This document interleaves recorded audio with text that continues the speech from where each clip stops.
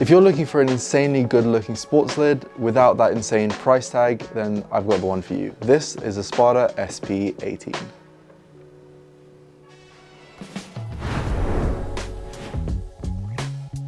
So to kick things off, I just want to mention this helmet here with the dark tint is actually the helmet I use throughout my training and testing to get my A2 license. So there will be some clips here and there throughout the video.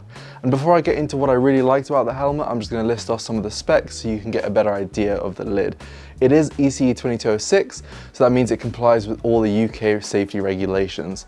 This is a thermoplastic shell and comes in from XS to XL with one shell size. The pricing comes in at $109.99 or $119.99 depending on if you want a plain or a graphic. Speaking of graphics, they are the ones beside me, and when I chose to get one, I got the chameleon. And yes, it does actually change color depending on how you look at it, just like you'd see with the chameleon wraps.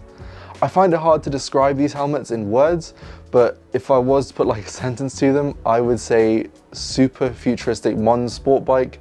That doesn't really make sense, but you'd have to see it in person. So I would recommend actually going to a store and looking at it, but I do hope the B-roll and the video gives it some justice. On the helmet itself, it's got front vents, so some at the top and on the chin bar, and then it's also got exhaust vents.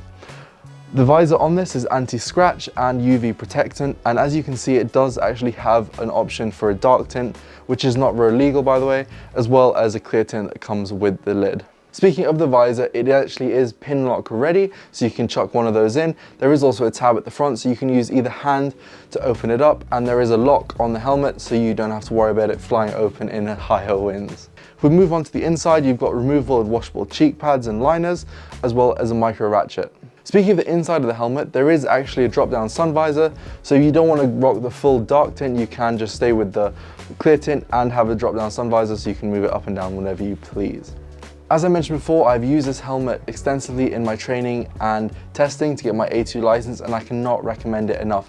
It is an amazing looking sports lid, but not to mention it does actually fit well, which is the most important part.